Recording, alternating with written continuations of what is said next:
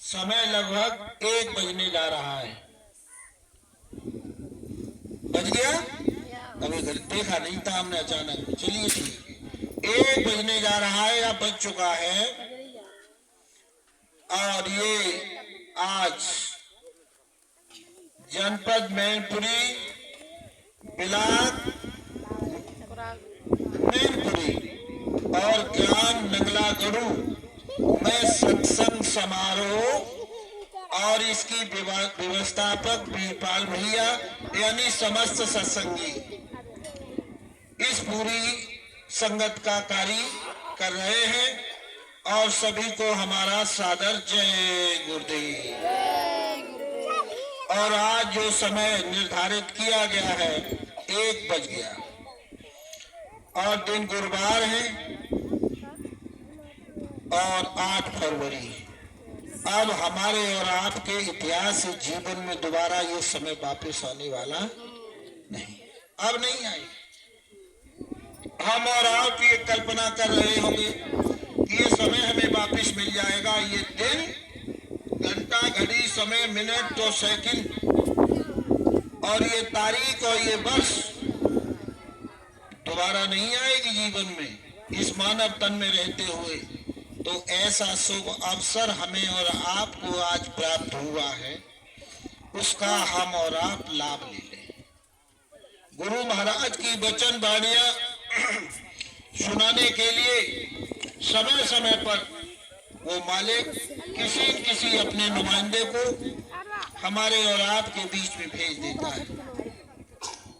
और जब वो नुमाइंदा आपके बीच में उपस्थित हो जाता है तो गुरु महाराज ने कहा, बच्चा ये समझ लेना कि ये मेरा भेजा हुआ दूत आकर के बैठ गया है और उनकी बात को बड़े गौर और ध्यान से सुनो। ये मानव तन, मानव शरीर हमें और आपको बेशकीमती मिला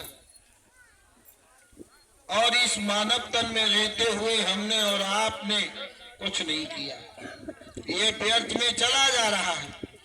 इसलिए गुरु महाराज ने कहा कि बच्चा साधन और भजन हम करते रहे और आपको भी करा रहे हैं।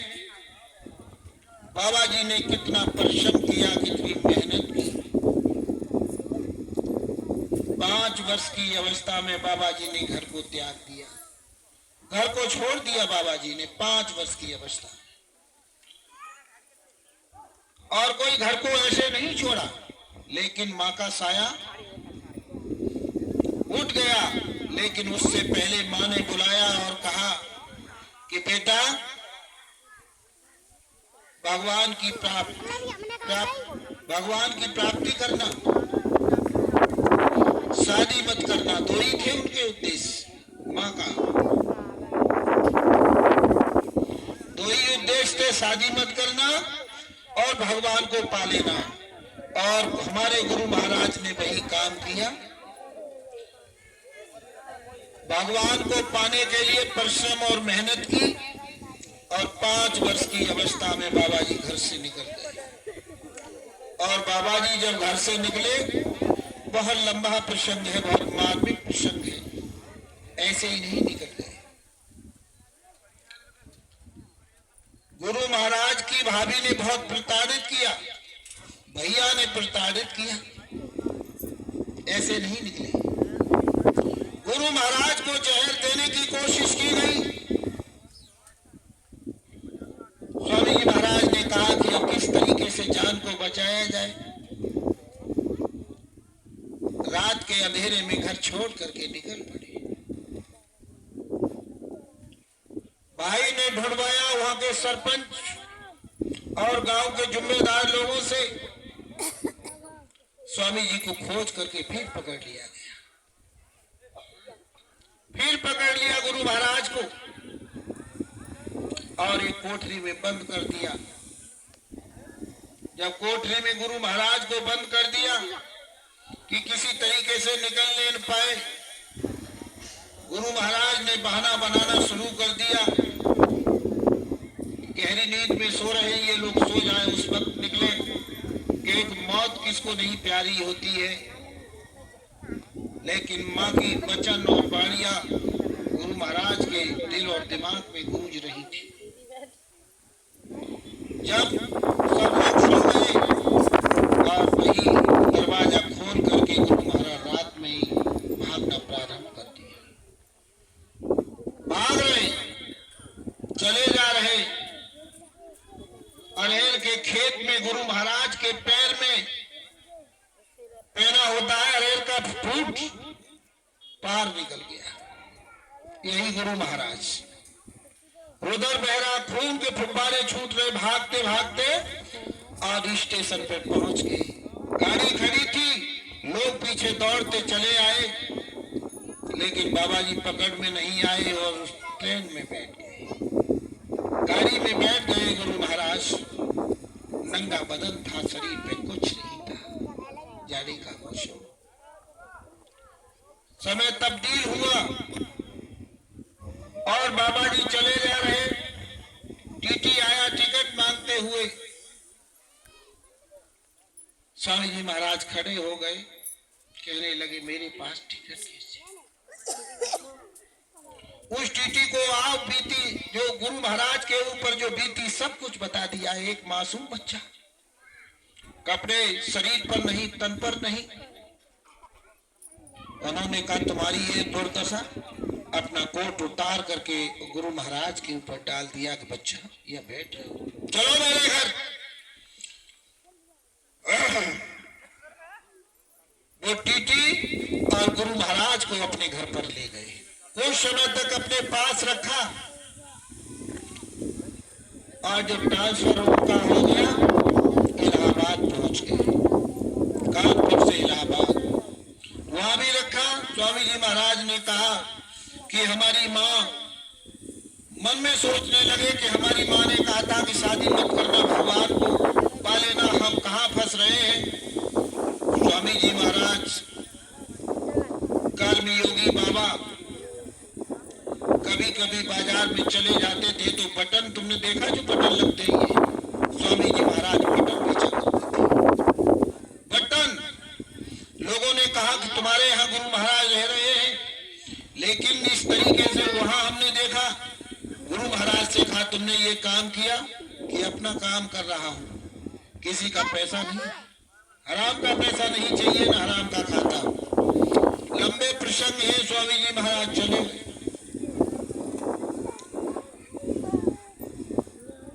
कई मंदिर, मस्जिद, गिरजाघर, गुरुद्वारों में गए, लेकिन कुछ नहीं मिला। कितनी कढ़ाइयां मली, कितनी की लंगोटियां पीछी स्वामी जी महाराज ने। ये सब स्वामी जी महाराज अपने मुखारबिंद से फरमाते हैं। वही चीज आपके सामने रखी जा रही है, कोई झूठी नहीं। ये सब गुरु महाराज ने कहा। मुसलमानों की मस्जिद में गए, वह हलाल होते थे, गांजा भांग ताड़ी का सेवन होता था। गुरु महाराज ने कहा यह भी खुदा नहीं। मंदिरों में गए, महात्माओं के पास में चिलम और गाजे का खेल चलता था। गुरु महाराज ने कहा भगवान यह भी नहीं मिलेगा। अंतोगत्वा स्वामी जी महाराज और हिमालय की चोटी पर पहुंच गए। उस पहाड़ी पर पहुंच गए, कहा इसमें दरिया में डूब करके अपने प्राणों की आहुति देना ही हमारे लिए उचित है। और जब स्वामी जी महाराज उसमें मरने के लिए नीचे उतर गए तो ऊपर से आवाज लगी कि ठहरो। स्वामी जी महाराज चिन्ह निंद्रा में थे और जब ठहरो की आवाज लगी तो गर्दन उठा करके देखा कि एक सफेद पोष में एक महापुरुष ऊपर खड़े हैं। उन्होंने दर्शन किया और उन्होंने कहा, इन्होंने रोका और फिर वापिस चले आए। जब वापिस आए और आकर के खोज में निकल पड़े गुरु महाराज, फिर एक महात्मा जी त्रिकालदर्शी मिल गए उनको। उन्होंने कहा किसकी खोज में जा रहे हो? कि मैं परमात्मा की खोज में। कि जिसकी खोज में तुम जा रहे हो वो मैं तो नहीं दे सकता, अगले 6 महीने में आपको वो जरूर मिल जाएगा। अगले 6 महीने में आपको जरूर मिल जाएगा, लेकिन मैं आपको एक विद्या बताए दे रहा हूं। और वो ये विद्या है कि ये देखो सोना बनाने की, और गुरु महाराज को सोना बनाने की विद्या बता दी उस महात्मा ने। गुरु महाराज ने कहा कि इसका भी जरा परीक्षण कर लिया जाए। घूमते हुए गुरु महाराज एक सेठ के दरवाजे पर पहुंच गए और जब सेठ के दरवाजे पर पहुंचे, स्वामी जी महाराज को बुलाया। स्वामी जी महाराज ने कहा, सेठ जी, ये जो गाड़ी की चाबी है जरा ये हमको दे दीजिए। और जब गाड़ी की चाबी स्वामी जी महाराज के हाथ में थमाई, तो जब चाबी हाथ में लेने के बाद स्वामी जी महाराज ने उसी का प्रयोग किया जो उस महापुरुष ने महात्मा ने बताया। चाबी सोने की जब बना दी, सेठ के हाथ में थमाई। सेठ ने कहा, अरे महात्मा जी, तुम तो बड़े सिद्ध पुरुष हो, तुम तो सोना बनाना जानते हो, जरा हमारी ये पूरी गाड़ी को छू लो तो ये पूरी गाड़ी हमारी सोने की हो जाए। स्वामी जी महाराज ने कहा, ये नहीं हो सकता, ये नहीं हो सकता। अब मुझे एक चवन्नी चाहिए, यानी 4 आना सिक्का, चवन्नी चाहिए इसके बदले में। उसने दे दिया। स्वामी जी महाराज वहीं से चल पड़े और आकर के सीधे अलीगढ़ के पास चलो, और स्टेशन पर गुरु महाराज उतरे। उससे पहले गुरु महाराज स्वप्न देख रहे हैं ट्रेन में कि कोई मुझे लेने के लिए ऐसे ऐसे आ रहा है। और उन्होंने कहा कि स्वप्न भी सच्चा होता है तो इसका भी प्रैक्टिकल कर लिया जाए। स्वामी जी महाराज ट्रेन से जब उतरे तो देखा कि एक बैलगाड़ी लिए हुए हट्टा कट्टा जवान और दादा गुरु महाराज ने अपने पुत्र सुदर्शन, नाम था सुदर्शन, पंडित जी सुदर्शन, जो स्वामी जी महाराज के साथ में शादी विवाह रचाते थे। नए पुराने लोग हैं, उन्होंने देखा होगा जो शादियां कराते थे। सुदर्शन जी वो पंडित जी गाड़ी लेकर के वहां खड़े और जब देखा अंग भभूत रमाए हुए, यही गुरु महाराज पकड़ लिया और कहा, भैया बैठो गाड़ी में। और पिताजी ने आपको बुलाया है। गुरु महाराज समझ गए कि जो मैंने स्वप्न देखा वो सच होने जा रहा है। तो उन्होंने कहा, गाड़ी से मुझे झोला और ये डंडा झंडा तो जरा मुझे उठा लाने दो। और गुरु महाराज लेकर के आए, उस गाड़ी में बैठ गए और गाड़ी में बैठने के बाद में और सीधे गुरु महाराज के घर की तरफ रवाना हो गए। घर पहुंचने से पहले रास्ते में और दादा गुरु, हमारे गुरु महाराज के गुरु दादा गुरु घास छील करके अपनी श्यामा गाय के लिए लेकर के आए। घास छील करके गट्ठर सर पर रखा और गट्ठर लेकर के जब आए तो गुरु महाराज ने बहुत दूर से देख लिया कि ये वही है, ये वही है जिन्होंने पहाड़ी पर में मरने जा रहा था। तब आवाज लगाई कि ठहरो,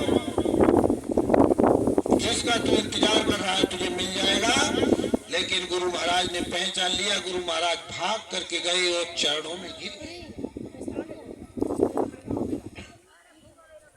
गुरु महाराज जब चरणों में गिरे, 45 मिनट तक गुरु महाराज रोते रहे, रोते रोते रोते रोते सारी जमीन को गिरा कर दिया। गुरु के प्रतिभाव और प्रेम कैसा उमड़ता है। सत्संगी प्रेमी भाई बहनों, हमने और आपने नाम दान ले लिया, गुरु बनाया। 2018 में 2012 को हमारे गुरु महाराज शरीर छोड़ करके चले गए और हम हमारे गुरु की याद में जरा भी तो आंसू नहीं गिराए। लेकिन हमारे गुरु महाराज 45 मिनट तक जीते रहे, रोते रहे और और दादा गुरु महाराज हाथ में रखे खड़े रहे और उन्होंने उठाया और सीने से लगा लिया और कहा, अब क्यों रोता है, मैं तुझे मिल तो गया, अब क्यों रो रहा है। और सीने से लगा करके कहा कि चलो घर चलिए। स्वामी जी महाराज ने पहले दिन और हमारे गुरु महाराज के लिए अपनी उसी गाय की घी की पूड़ियां बनवाई और गुरु माता से कहा कि देख, तेरा बेटा खोया हुआ वापिस आ गया। तू जिस बेटे के लिए रोती थी वो बेटा तेरा दोबारा वापिस आ गया। यही है वो जो पहले मर गया था।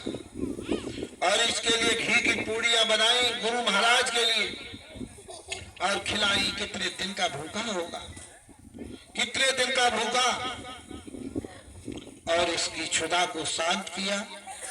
गुरु महाराज रोते रहे और खाना खाने के बाद में बैठ गए। बैठ करके हाल चाल गुरु महाराज का पूछा और कहा, बच्चा बड़े तुमने कष्ट झेले, 5 साल की अवस्था घर छोड़ दिया तुमने अपने गुरु के लिए, भगवान को पाने के लिए। गुरु महाराज रोते रहे। रोते रोते समय बीत गया। उन्होंने कहा, बच्चा जिसके लिए तू आया है ये तुझे कल में दूंगा।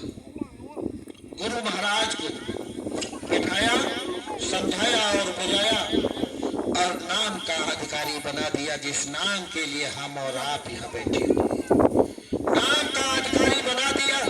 वो नाम दे दिया, वो शक्ति दे दी। और जब बैठ करके भजन कर, गुरु महाराज ने कहा, मेरे पास दक्षिणा के लिए कुछ नहीं है, तो आज मैंने अपने गुरु बनाया और गुरु ने मुझे सब कुछ दे दिया। जिस गुरु के लिए मैंने इतनी बड़ी तड़फ और बिरहे की ज्वाला भड़क रही थी, मेरे गुरु ने मेरी उसको शांत किया, लेकिन दक्षिणा के लिए मेरे पास कुछ नहीं है। गुरु महाराज ने अपनी झोली को उठाया और गुरु महाराज ने एक सोने की अंगूठी निकाली और गुरु महाराज की अंगुली में डाल दिया। गुरु महाराज मेरे पास ये है। दूसरी एक सफेद चादर अपने गुरु के लिए लेकर के आए थे। देखिए कब से सजोए बैठे थे गुरु महाराज। एक सफेद चादर जिस पर गुरु महाराज सोते थे और उसी चारपाई पर सफेद चादर को बिछा दिया और एक तकिया का खोल था गुरु महाराज के पास सफेद, तो गुरु महाराज की उस गुदरी की उस तकिया में उस खोल को डाल दिया और हाथ जोड़ करके खड़े हो गए, रोने लगे और गुरु महाराज मेरे पास बस गुरु दक्षिणा में यही है, इसके सिवा मेरे पास अब कुछ नहीं।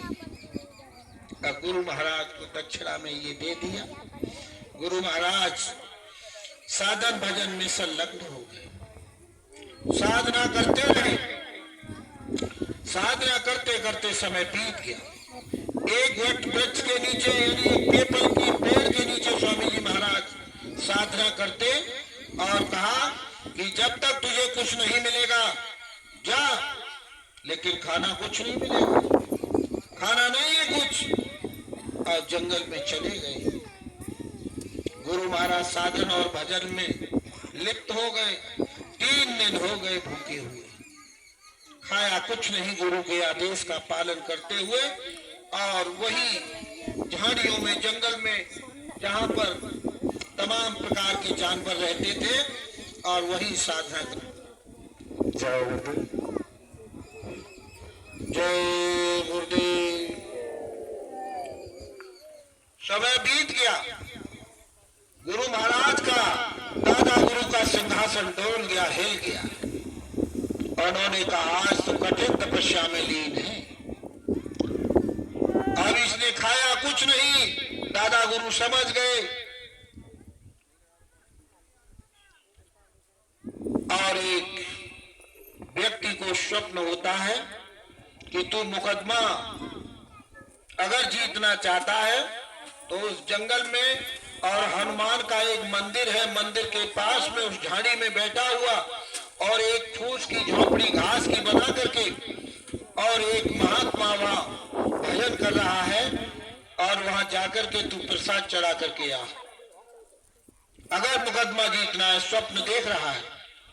उस समय किलो और ये नहीं चलते थे, तो स्वामी जी महाराज ने बताया है कि उसमें 2 पसेरी चलती थी।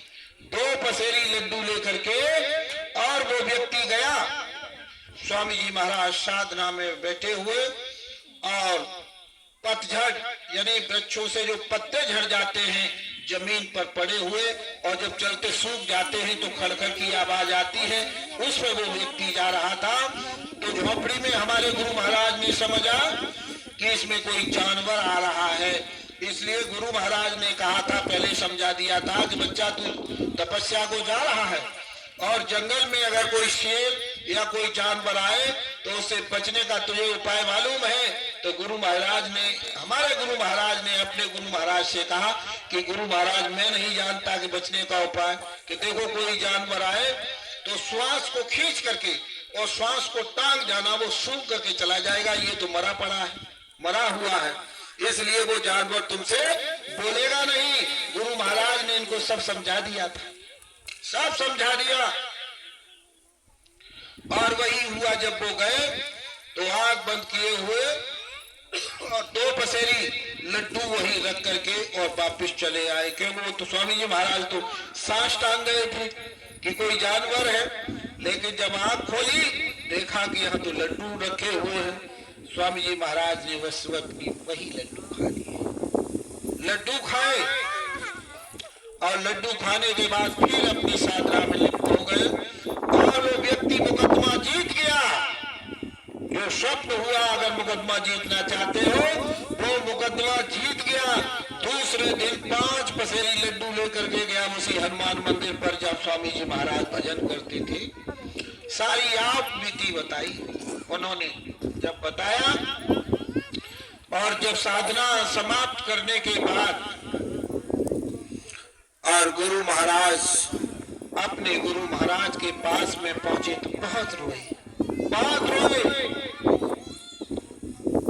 तो दादा गुरु कहने लगे इन गुरु महाराज से, अच्छा तूने अपने मन की तो कर ली, मन की कर ली, यानी गुरु की परीक्षा तूने ले ली। इसलिए सत्संगी प्रेमी भाई बहनों, कभी गुरु की परीक्षा नहीं लेनी चाहिए। जो हम और आप कहते हैं कि बाबा जी ने कुछ नहीं किया या महाराज जी ने कुछ नहीं किया, आप तुम्हें नहीं मालूम कि महाराज जी ने कुछ नहीं किया तो आप बैठे कैसे हुए? यहाँ सत्संग मैदान में आप आ कैसे गए हो? ये हाड़ मांस का पुतला है, आप रण खोल उस मालिक का दिया हुआ है। जीवात्मा की समान गुरु करता है, हाड़ मांस को सुरक्षित रखते हुए जीवात्मा की संभाल करता है। इसलिए हमारे दादा गुरु महाराज ने गुरु महाराज को पूरा संदेश दिया और देने के बाद में स्वामी जी महाराज, दादा गुरु का समय पूरा हुआ और समय पूरा होने से पहले एक बहन जी आई, गुरु महाराज से कहा कि इसको 5 आदमी साथ लेकर के कानपुर छोड़ करके आइए।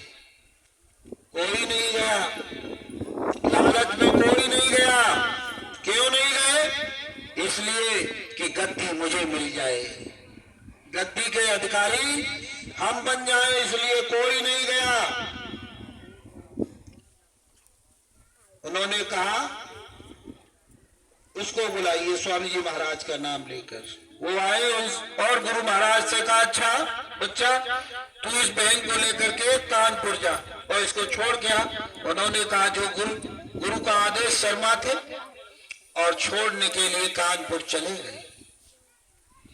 कानपुर चले गए और कानपुर से जब वापस आए शरीर को छोड़ दिया।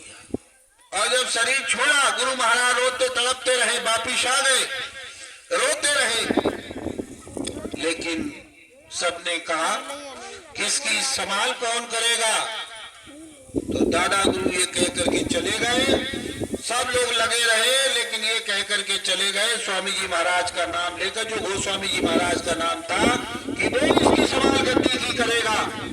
और कह करके जब स्वामी जी महाराज को ये पता चला, बहुत लेकिन क्रियामान कर्म हुआ, जितने भी कर्म होते हैं सब हुआ। और स्वामी जी महाराज ये सब काम करने के बाद और उत्तराखंड चले गए। उत्तराखंड में स्वामी जी महाराज रोते रहे, रोज रोते। उत्तराखंड में रोते रोते 3 साल हो गए भाई, साधन और भजन जंगलों में करते करते समय बीत गया। जब ये तुम्हारा भंडारा होता है मार्क्सिस का अग्निम शुद्धि एकादशी को, बस उसी भंडारे में आते, इससे पहले नहीं। लेकिन गुरु महाराज वही उत्तराखंड में 3 साल रहे। और वही कानपुर की जो बहन जी उनको छोड़ने के लिए गए, और वही राखी बंधन गुरु महाराज का करती थी भाई के नाम से, भाई के नाम से। और गुरु महाराज वहां से वापिस आए, 2 साल नहीं आए, तीसरी साल जब आए तो बहन जी ने कहा कि भैया तुम तो राखी बंधन करने के लिए नहीं आए। तो गुरु महाराज ने कहा बहन राखी बंधन के लिए तो मैं नहीं आया, लेकिन तेरी ये तीसरी साल अंतिम राखी का खेल है, और बहन तेरी राखी का अंतिम विदाई का समय था, इसलिए तेरी स्वाग की रक्षा के लिए मैं आ गया हूं। उन्होंने कहा भैया ऐसी क्या बात है कि ये बताओ कि तुम्हारी पतिदेव कहाँ है? स्वामी जी महाराज यही पूछ रहे हैं कि तुम्हारे पतिदेव कहाँ हैं? उन्होंने कहा वो इस समय बस दिल्ली के लिए निकल रहे हैं, क्योंकि उनकी विशेष मीटिंग है, मैनेजर्स मीटिंग में निकल रहे हैं, और उनकी ट्रेन बुक है, और उस कोच का डिब्बे का नंबर ये है। बहन बता रही गुरु महाराज को। उन्होंने कहा बहन आज तू ऐसा काम करके अपने पति को किसी तरीके से रोक ले, जाने मत देना। अगर तू अपना सुहाग बचाना चाहती है तो जाने किसी कीमत पे। और मैनेजर साहब की पत्नी ने मैनेजर साहब से कहा कि आज आप नहीं जाएंगे मीटिंग में। उन्होंने नहीं माना, तो उन्होंने अपने बच्चे को सामने डाल दिया और बच्चे की कसम खिलाई, और किसी तरीके से मैनेजर साहब को रोक लिया। जब मैनेजर साहब रुक गए, और जब मैनेजर साहब रुके, दूसरे दिन वही गाड़ी चली जा रही, और इतना बड़ा भयंकर एक्सीडेंट हुआ कि जिस गाड़ी में उनका रिजर्वेशन था मैनेजर साहब की, उसमें 54 आदमी खत्म हुए। 54 आदमी खत्म हुए। मैनेजर साहब सुबह जब अखबार काले अक्षरों में छपता था, वो आज पर लाल अक्षरों में छप करके सामने आया, और देखा कि उसी कोच में, उसी डिब्बे में 54 आदमी खत्म हो गए जिसमें मैं जाता था। तो मैनेजर साहब अपनी देवी के पैरों पर गिर पड़े, अपनी पत्नी के पैरों पर गिर पड़े, और पत्नी ने उठा करके सामने खड़ा करके कहा कि ये मेरा काम नहीं, मेरे पैरों क्यों गिर रहे हो? ये तो और भाई साहब का काम है। कि कहाँ है भाई साहब? तो उस कमरे में बैठे हुए भजन कर रहे हैं। गुरु महाराज उस कमरे में बैठे हुए भजन कर रहे हैं कि भाई साहब का काम है, जिन्होंने मेरे स्वाद को बचाने के लिए और उत्तराखंड से 3 साल बाद राखी का जो बांधता था, वो स्वाद की रक्षा करनी है। सत्संगी प्रेमी भाई बहनों, राखी बंधन का खेल भी आप नहीं जान पाए। बहन की लाज बचाने के लिए भाई संकल्प दृढ़ संकल्पित होता है। आज तुम्हारा गुरु और तुम्हारा भाई बन करके और उस देवी की, उस बहन की रक्षा की, तो गुरु महाराज को आप क्या समझ रहे हैं? छोटा मोटा काम है। कहां से कहां गुरु महाराज ने किसको बचाया, और आज हम और सब जीवों को बचाने के लिए एक गुरु महाराज ने कितना बड़ा मजमा लगा के खड़ा कर दिया। सारे हिंदुस्तान में वैचारिक क्रांति का ढिढोरा पीट रहे हैं, समझा और बुझा रहे हैं। लोगों मान जाओ, सत्संगी बना करके साधन और भजन करा करके, सत्संग सेवा और भजन करा करके समझाते बुझाते मान जाओ। काल का इतना बड़ा कहर बरपने जा रहा है जो सोचा भी नहीं होगा, दिल और दिमाग में भी नहीं है। इतनी बड़ी अग्नि लगेगी, इतनी बड़ी ज्वाला भड़केगी। अगर मां छत पे है और घर में अग्नि लग रही है, तो बच्चे भन करके जल करके राख हो जाएंगे। मां छत से कूद करके भाग जाएगी, अपने बच्चों की भी परवाह नहीं करेगी। वो समय आ रहा है, अभी तो देखने को मिलेगा। महात्मा इसलिए नहीं आवाज लगा रहे, महापुरुष इसलिए आवाज नहीं लगा रहे, इसलिए तुम्हारा पैसा बर्बाद में नहीं किया जा रहा है कि आज तुमने जो चंदा, एक एक नया पैसा, एक एक पाई जो आपने जोड़ करके खून पसीने की कमाई, मेहनत की कमाई लगा करके, और आज तुम्हारे जनपद मैनपुरी का 3 लाख रुपया या 4 लाख रुपया आज उसमें झारखंड में लग रहा है। वो 2 कार्यक्रम 12 का है, एक 18 का है। ये कार्यक्रम करके वापिस आ रहे हैं, तो तुम्हारा पैसा कहाँ लगा जा करके? झारखंड में, वहां की सेवा में लग गया, तो उसका लाभ आपको मिल गया, उसका लाभ आपको मिलेगा। कर्म कैसे काटे जाते हैं? कर्म का खेल महात्माओं के पास है क्या? कैसे कर्म काटते हैं, इसको भी हम और आप नहीं जान पा रहे। इसलिए गुरु महाराज ने 1977 में और वाराणसी और जून की कड़कड़ाती गर्मी में और मंच पर खड़े होकर के एक दृष्टांत दिया और समझाया कि बच्चा सुन लो। एक महात्मा जी सत्संग सुनाते, काफी भीड़ इकट्ठी होती उनके सत्संग में, और पहुंचे हुए महात्मा त्रिकाल नाम नहीं लिया, और उस सत्संग में तमाम लोग आते, लेकिन उस सत्संग में आकर के बहुत पीछे कोड़ी बैठ जाता था। कोड़ी सत्संग को सुनता और गुरु महाराज की दृष्टि उसी कोड़ी पर टिकी रहती। सत्संग सुनाते रहते, दृष्टि उस कोड़ी पर टिकी रहती और उसी की तरफ देखती रहती। और फिर बेचारा सत्संग समाप्त हुआ और उठ करके चला जाता। फिर दूसरे दिन सत्संग लगा, फिर आ गया। इस तरीके से अनवर्त चलता रहा। गुरु महाराज उसी की तरफ देखते रहते, कहते कुछ नहीं। एक दिन किसी कारण और वो कोड़ी नहीं आया।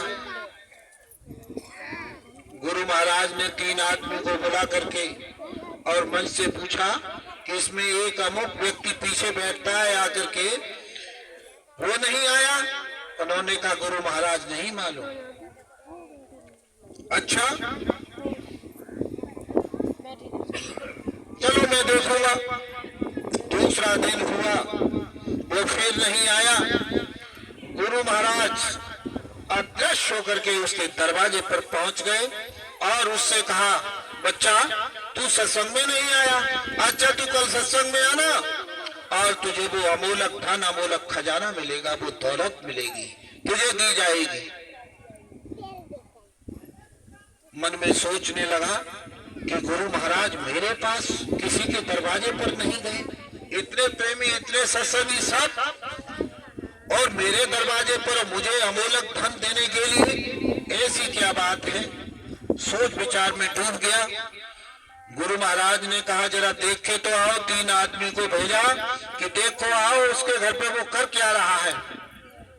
जब वो गए, पत्नी बाहर बैठी। पत्नी ने कहा इस तरीके से रोटी फेंक करके दी अपने बच्चे को, और बच्चे ने उस बाप को फेंक करके दे दी। उन्होंने देखा कि इस तरीके से इसकी हालत, बेचारा दरवाजे पर बैठा कोड़ी मां की तरफ ताकता रहता, अपने बच्चे बीवी की तरफ। कर्मों का कहन गति कर्मों की होती है, कर्मों के खेल को कोई समझ नहीं सकता। ये सब कर्मों का खेल था। और कर्मों के विधि का विधान क्या है? विधि का विधान है क्या? भगवान राम अपने गुरु विश्वामित्र के पैर दाब रहे, लक्ष्मण और राम दोनों पैर जंगल में ले गए, रिद्धि सिद्धि उसे लेस किया, पैर दाब रहे और समझा रहे हैं कि हे राम, होनी होके रहती है और विधि के खेल को कोई मेट नहीं सकता, और विधि का जो लिखा हुआ है वो अमिट है। भगवान राम कहने लगे, हे गुरु महाराज, जब विधि का विधान उस विधाता के हाथ में है, फिर मानव के हाथ में क्या है, मनुष्य के हाथ में क्या है? गुरु महाराज कहने लगे, हे राम, मनुष्य के हाथ में उसका कर्म है। कर्म, जो कर्म करोगे यही विधि का विधान तैयार हो जाएगा। सत्संगी प्रेमी भाई बहनों, कर्म जो जो करेगा तू वही फिर भोग ना भरना। जिन्होंने मान मन डाला उन्हीं को सूरमा कहना। कर्म का खेल बहुत विचित्र होता है, इसलिए सत्संगी वापिस आ गए और गुरु महाराज से कहा कि गुरु महाराज वो उसका ये हाल है। गुरु महाराज ने कहा बच्चा समझ गए। अब वो कोड़ी सत्संग में न आकर के उसने कहा मैं अब क्या करूं, गुरु महाराज मुझे अमोलक धन अमोलक खजाना देंगे, लेकिन मैं गुरु को क्या दूंगा, गुरु दक्षिणा में क्या दूं। 10 रुपया नामदान ले लिया मथुरा आश्रम पर जाकर के, और उन्होंने परिश्रम और मेहनत की कमाई आपकी झोली में उड़ेल दी और गुरु महाराज के सामने गए तो रुपया रखे हो 10,000 जेब में, 500 रखे हो, लेकिन 10 को फटो फटाओ नोट तो निकालो दक्षिणा। बाबा जी को दक्षिणा दे दे, जो कहूँ ना चले जो बाबा जी के यहाँ तो चली जाएगी। बाबा जी का देखता अरे फटे फटाए स्वामी जी महाराज कहते थे कि अगर तुम फटा नोट दोगे तो फटी बरकत मिलेगी, फटी तो कृपा होगी, फटी दया होगी। इसलिए गुरु महाराज को फटा नोट नहीं, श्रद्धा और भाव चाहिए। गुरु पैसे का भूखा नहीं है। लेकिन वो कोड़ी उसने झोली को उठा लिया और झोली कंधे पर डाल करके और गांव में निकल गया और भीख मांगने लगा कि मेरे गुरु के नाम पर मुझे 1 पाई दे दीजिए माँ, 1 पाई, 1-1 पैसा जोड़ने लगा। 1-1 पैसा घर घर से मांग रहा है कोड़ी। जिसने दे दिया उसका भी भला और जिसने नहीं दिया उसका भी भला। वो किससे कहेगा, जबरदस्ती तो है नहीं देने वाले के लिए, दे दे उसका भी भला। लेकिन पैसा जा कहाँ रहा है ये अंदाजा नहीं लगाया आपने। वो 1-1 पैसा मांग रहा है भीख की तरह झोली डाल करके वो कोड़ी, और गुरु दक्षिणा के लिए जिसने चाहा उसने दे दिया, जिसने चाहा उसने नहीं दिया। और दे करके टोटली बांध करके सीधे और सत्संग मैदान में आ गया और पीछे बैठ गया करके।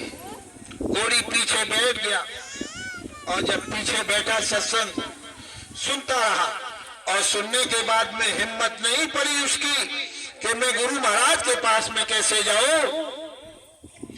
गुरु महाराज ने इशारा किया, इधर आओ, इधर आइए। और जब पास में बुलाया तो अपने बराबर मंच पर बिठाया उस कोड़ी को गुरु महाराज ने, और बिल्कुल चुपट करके और हाथ फैलाना शुरू कर दिया। सारी संगत देखती रह गई। ये कहा ये क्या हाल है गुरु का। अरे गुरु को क्या समझ पाओगे तुम, गुरु की महिमा का, गुरु के फेल को कौन समझ पाएगा। इसलिए गुरु ने हाथ फैलाना शुरू किया और कहा बच्चा तुम क्या लेकर के आए हो। उन्होंने रोते हुए उस कोड़ी ने कहा है गुरु महाराज मेरे पास 1-1 पाई पैसा मांग करके गांव के अंदर लाया हूँ, ये मैं आपको गुरु दक्षिणा में दे रहा हूँ। गुरु ने कहा कि ये दक्षिणा मुझे कबूल है, जिसने भी तुझे दी है देने वाले को भी बरकत और नहीं देने वाले को भी बरकत। गुरु ने कितनी बड़ी शक्ति प्रदान कर दी। जिसने भी सेवा दी है उसके लिए भी और जिसने नई सेवा दी है उसके लिए भी। इसलिए महापुरुषों की सेवा कहाँ पहुंचती है आप नहीं जान पा रहे। इसलिए उस कोड़ी के ऊपर जब हाथ फिराया तो कोड़ी का तन बदन जैसा था वैसा हो गया, कोड़ समाप्त हो गया। इसे कहते हैं गुरु महिमा का खेल। गुरु की महिमा को कोई समझ नहीं सकता, गुरु महिमा के खेल को, और जो समझते हैं उनके जन्म जन्मांतरों के पाप नष्ट हो जाते हैं। सत्संग जल जो कोई पावे मैलाई सब कट कट जावे। सत्संग एक ऐसा निर्मल जल है, ऐसा पवित्र जल है जिसका स्मरण करने से जन्म जन्मांतरों के पाप क्षीण हो जाते हैं। इसलिए सत्संगी प्रेमी भाई बहनों ये मानव तन हमें और आपको मिला, बेशकीमती मिला, अमोलक दिव्य पदार्थ ऐसा रत्न मिला है, और ऐसे रत्न को हमने और आपने यूं ही बर्बाद कर दिया। बर्बाद व्यर्थ में चला जा रहा। सत्संग सुनाया होगा, स्वामी जी महाराज महाराज ने एक बार और दृष्टांत दिया।